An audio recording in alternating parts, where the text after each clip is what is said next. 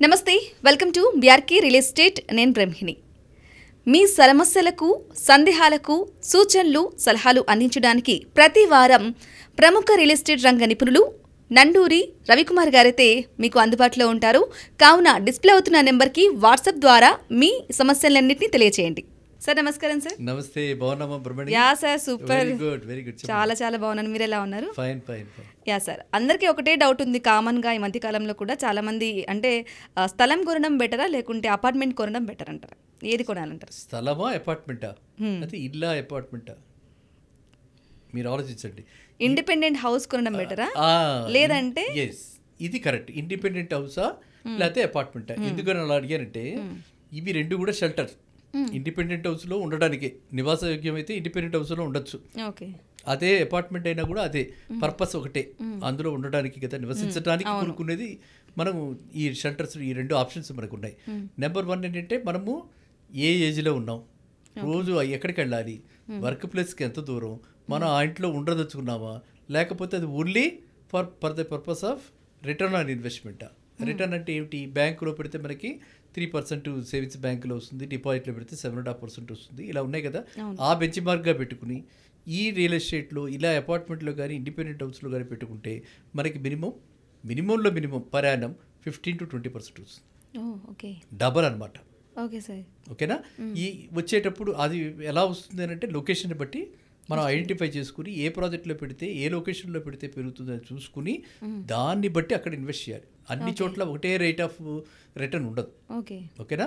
So ఇప్పుడు మీరు అడిగిన ఈ ఇండిపెండెంట్ హౌస్ అయితే మనకి ఇండిపెండెంట్ హౌస్లో ఏంటి, ఒక 150 గజాలు మినిమం, 150 గజాల నుంచి అప్వర్డ్స్ ఉంటాయి. 200, 250, 300 గజాలు అలా ఉంటాయి. సో అది ఇండిపెండెంట్ హౌస్. ఇండిపెండెంట్ హౌస్ కొనుక్కోవాలంటే ఇవాళ హైదరాబాద్ లాంటి మహానగరంలో ఒక గజమే అంటే 150 గజాలకి ఎంత అవుతుందో ఆలోచించండి. గజమే యావరేజ్లో 50,000 ఉంది. అవునా? 50,000 అయితే లేదు అంటే నివాస యోగ్యమైంది, అందులో ఉండగలిగింది. మనం ఇంకా ఎక్కడో వెళ్ళిపోయి 15,000కి 10,000కి కొనొచ్చు, కానీ హైదరాబాద్లో కాబట్టి అది ఇండిపెండెంట్ కాబట్టి అక్కడ ఇప్పుడు 10,000-15,000కి ఇప్పుడు దొరికిన దానిలో ఉంటే మనం ఉండలేము. అక్కడ చాలా అన్ని వసతులు ఉండవు, సెక్యూరిటీ ఉండదు. మనకి బేసిక్గా సెక్యూరిటీ కావాలి కదా, సెక్యూరిటీ ఉండదు. అందుకే అందరూ గేటెడ్ కమ్యూనిటీస్కి ఎగబడుతున్నారు. ఇప్పుడు గేటెడ్ కమ్యూనిటీస్లో ఇండిపెండెంట్ హౌస్ అంటే దాన్ని విల్లా హౌస్ అంటున్నారు. అర్థమైందా? ఎందుకని విల్లా హౌస్ అంటే ఏంటి? విలాసవంతమైన ఇల్లు. అర్థమైందా? అన్ని దానికి సమకూర్చారనమాట. ఒక సెక్యూరిటీ కానీ, లేకపోతే గ్రాసరీస్ కానీ, ఎక్కడికి వెళ్ళాల్సిన అవసరం లేదు, పార్క్స్ కానీ, జిమ్ కానీ, టోటల్ మొత్తం అన్ని gated community. You are very updated, very good. So మీరు కూడా ఏదో చూస్తుంటారు విల్లాస్, సో అందుకే మీ ఐడియా వచ్చింది. సో ఆ విధంగా ఉండబట్టి విల్లాస్కి డిమాండ్ ఎక్కువగా ఉంది. కానీ విల్లాస్ ఎవరికి కూడా ఏ డైరెక్షన్లో కూడా 1 crore లేవు. లేవు. మీరు అడిగిన ప్రశ్నలో 1 crore ఎక్కడ విల్లా దొరకట్లా. సో మినిమంలో యావరేజ్లో ఒక విల్లా కావాలంటే ఇవాళ మనకి 1.5 to అప్వర్డే 1.5 crores మినిమం లేకుండా ఎక్కడ లేదు. ఆ 1.5 crores ఉన్నది కూడా ఎక్కడో ఇంటీరియర్స్లో మనకి ఆ విజయవాడ హైవేలోనో, శ్రీశైలం హైవేలోనో, దూరం సిటీకి చాలా దూరంలో ఉన్నాయి. సో కానీ మనం రావాల్సిన వర్క్ ప్లేస్లు ఇవన్నీ కూడా గచ్చిపూడి, యావిడ్స్, అమీర్పేట ఇట్లా ఉంటాయి కదా, జూబ్లీ హిల్స్, వీటిని అక్కడి నుంచి ఇక్కడ రాలేం. కాబట్టి ఇండిపెండెంట్ హౌస్ ఈ రోజున ఒక వర్కింగ్ క్లాస్కి, ఒక ప్రొఫెషనల్స్కి, ఒక సెల్ఫ్ ఎంప్లాయిడ్ పీపుల్కి ఈ రోజున అవి అందుబాటులో లేవు. ఇప్పుడు మనకు అందుబాటులో ఉంది ఏమిటి? అపార్ట్మెంట్స్. అది మనం అనుకున్న బడ్జెట్లో 1 crore మనకు కావాల్సిన దగ్గర మనం ఇలా వచ్చిపోయేందుకు వీలుగా, బికాజ్ మెట్రో కనెక్టివిటీ ఉంది కదా హైదరాబాద్కి. బాగుంది కదా మెట్రో కనెక్టివిటీ. వెళ్ళారా ఎప్పుడైనా మెట్రోలో? వెళ్ళారా? ఎలా ఉంది ట్రావెల్? బాగుంది సార్, త్వరగానే వచ్చేస్తాం. హ్యాజిల్ ఫ్రీ, ఎక్కడ జంక్షన్స్ లేవు, ఏమి లేవు. హ్యాపీగా అనుకున్న ప్రకారంగా అనుకున్న విధంగా వెళ్ళిపోతున్నారు. ఇవాళ మెట్రోలో వెళ్ళటం అన్నది ఎంత సులభతరం, ఎంత మంచిది. ఏంటంటే నేను ప్లాన్ చేసుకోవాలి నా డే అంటే మెట్రోలో వెళ్ళాలి. పర్వాలేదు, ఎప్పుడు వెళ్ళాలంటే కార్లో వెళ్ళాలి. ఆ విధంగా తయారైంది హైదరాబాద్. సో అలా ఉన్నప్పుడు మనకి ఇప్పుడు ఎల్బీ నగర్లో ఉన్నా ప్రాబ్లం లేదు, మియాపూర్లో ఉన్నా ప్రాబ్లం లేదు. ఎందుకంటే ఎల్బీ నగర్ దగ్గర 1 crore లోపల దొరుకుతున్నాయి, మియాపూర్ దగ్గర కూడా 1 crore లోపల దొరుకుతున్నాయి. అంటే మనం చూసుకోవాల్సిందల్లా యాక్సెసిబిలిటీ టు మెట్రో లైన్. ఆ విధంగా మనం చూసుకుని, మనం ఎక్కడ వర్క్ చేస్తున్నామో చూసుకుని, మనకి జూబ్లీ హిల్స్కి మెట్రో ఉంది. సో కాబట్టి మనం మెట్రో లైన్లో చూసుకోవాలి. అది ఇప్పుడు ఫ్రీక్వెంట్గా ఎయిర్పోర్ట్కి వెళుతూ ఉంటారు. ఎయిర్పోర్ట్కి కూడా ఇప్పుడు మెట్రో లైన్ కనెక్టివిటీ పెంచుతున్నారు. పెంచుతున్నారు. మెట్రో phase 2లో ఎయిర్పోర్ట్ కూడా వెళ్తుంది, అంటే శంషాబాద్కి కూడా వెళ్తుంది.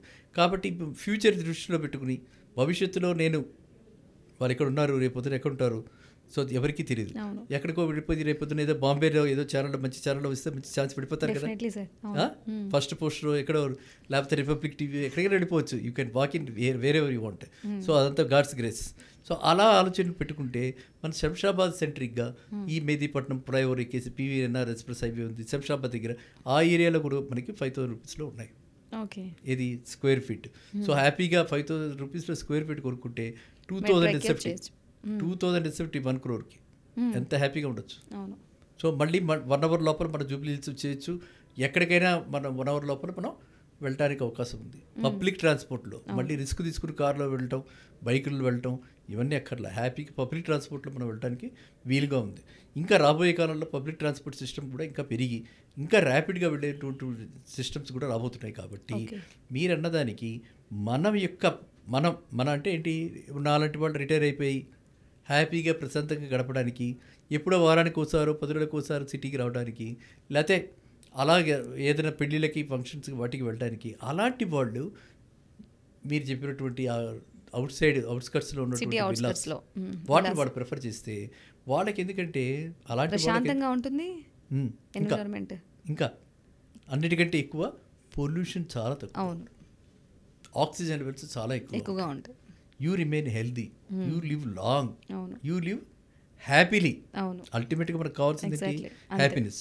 అన్నిటికీ కూడా సౌండ్ పొల్యూషన్ ఉంటుంది, కొంచెం వెహికల్ డిస్టర్బెన్స్ ఉంటుంది, చాలా అన్నీ ఉంటాయి సార్. అంతా పొల్యూషనే మొత్తం, అన్ని కాంప్రమైజ్లేగా. అవును, అంటే వాటర్ వాటర్ పొల్యూషనే, దట్ ఈస్ ఆల్సో దేర్. మనం ఏదో చక్కమని వచ్చినట్టు వాటర్ తాగడానికి లేదు, బోర్ వాటర్ బిజీ లైఫ్ అంతా, సిటీ అంతా కదా, ప్రశాంతంగా హ్యాపీగా కూర్చున్నా బాగుంటుంది. అది సో అలాంటి వాళ్ళు మాత్రం అక్కడ కొనుక్కోవాలి. సో అందువల్ల ఏంటంటే డెసిషన్ తీసుకునేటప్పుడు, ఏదైనా సరే డెసిషన్ తీసుకునేటప్పుడు ఇన్ని పరిగణనలోకి తీసుకోవాలి. మన ప్రొఫైలింగ్ చూసుకోవాల్సిందే, మనం ప్రొఫైలింగ్ అంటాం అనమాట. మామూలుగా HR జాబ్స్లో మనం ఎలా అయితే మనం అనుకుంటామో ఆ విధంగా HR జాబ్స్లో మనం ఏం చేస్తాము, ఏ ఎంప్లాయీ దేనికి సూటబుల్, వీడు అవునా కాదా అని చూస్తాం కదా. అలా ఇన్వెస్ట్ చేసేటప్పుడు కూడా ఇండివిజువల్గా మీ డేటాని బట్టి బడ్జెట్ ఎంత ఉంది, బడ్జెట్ ఎలాగో 1 crore పెట్టుకున్నాం, కానీ ఇవన్నీ డేటా కావాలిగా. మీరు డైలీ ట్రావెలింగ్ ఎక్కడి వరకు ఉంది, డైలీ ఎక్కడికి వెళ్తుండాలి, ఆఫీస్కి ఎక్కడ, సో మనం ఎక్కడ కొనాలనుకుంటున్నాం, ఇవన్నీ చూసుకోవాల్సిందే. ట్రావెల్ కి సంబంధించి అవన్నీ చూసుకోవాలి. మొత్తం చూసుకుని మనం అందులో ఉండదలుచుకున్నామా, లేకపోతే only for investment. Okay, at the end of the day కొంతమంది ఏంటి, సెంటిమెంట్ లేదు. అవును, మీరు కరెంట్ జనరేషన్, మీ సంగతి నాకు తెలియదు, మీతో కరెంట్ జనరేషన్ మాకు అవన్నీ సంబంధం లేదు సార్, మేము ఇవాళ 1 కోటి రూపాయలు పెట్టాం, నెక్స్ట్ ఇయర్కి ఎంత అవుతుంది అంతే. అవును, మీరు ఎక్కడైనా చెప్పండి, గోవా చెప్పండి, దుబాయ్ చెప్పండి, ఎక్కడైనా చెప్పండి, కానీ నాకు కావాల్సింది రిటర్న్. అది కమర్షియల్ వ్యూ. కొంతమంది సెంటిమెంటల్ వ్యూ, నా ఫస్ట్ హౌస్, నా ఫస్ట్ ఫ్లాట్ నేను కొన్నారు, నేను అందులో ఉండాలి, మా మదర్ అందులో ఉండాలి, లేకపోతే మా ఫాదర్ మదర్కి ఇది నేను గిఫ్ట్గా ఇస్తున్నాను. Girls are also giving gifts. మీరు నన్ను అలా చూస్తున్నారు, even though you are a girl you can also give gift. అవునా? So you are gifted anything any time? లేదు సార్, ఇంకా లేదు, ఉంటే ఛాన్స్ ఉంది. ఓకే, సో ఆ విధంగా అలా ఆలోచిస్తున్నారు కాబట్టి ఆ ఆలోచనని కూడా మనం పరిగణలోకి తీసుకోవాలి. Before advising somebody to invest, ఇన్ని ఫ్యాక్టర్స్ తీసుకుని మనము వాళ్ళకి మనం అడ్వైజ్ ఇవ్వాలన్నమాట. అందువల్ల ప్రొఫైలింగ్ ఇస్ వెరీ ఇంపార్టెంట్. ఇప్పుడు మీరు అడిగిన 1 కోటి రూపాయలకి అపార్ట్మెంట్ కొనుక్కుంటే మనము అక్కడ ఉండటానికి అవకాశం, యూత్ మీలాంటి వాళ్ళు అక్కడ ఉండి ఆ ఇంట్లో ఎంజాయ్ చేస్తూ నీ సొంత ఇంట్లో ఉన్నటువంటి ఒక ఆనందాన్ని అనుభవిస్తూ 1 కోటీశ్వరాలుగా ఒక ఇల్లు కొనుక్కుని మనం పెట్టుకున్నామని చెప్పి మనం ఆనందపడచ్చు అనమాట. ఎందుకంటే ఈ కోటి మనం కూడా ఒకేసారి కోటి మనం ఇవ్వట్లేదు, మన దగ్గర ఉండేది 25 లక్షలతో ఇస్తే మిగతా అంతా లోన్లు వస్తాయి. సో హ్యాపీగా మనం we can invest and we have to invest. ఎక్కడ మనం ఎఫోర్డబిలిటీ ఉందో చూసుకుని, మనకి కన్వీనియన్స్ ఎక్కడ ఉందో చూసుకుని, అన్నిటికంటే ఇంపార్టెంట్ మనం హ్యాపీగా ఎక్కడ ఉండగలుగుతుందో చూసుకుని అక్కడ మనం ఇన్వెస్ట్ చేయాలి. ఓకేనా? Yeah sir, super sir, thank you so much sir. క్లియర్గా క్లారిటీగా చెప్పినందుకు థ్యాంక్ యూ సో మచ్. ధన్యవాదాలు సార్.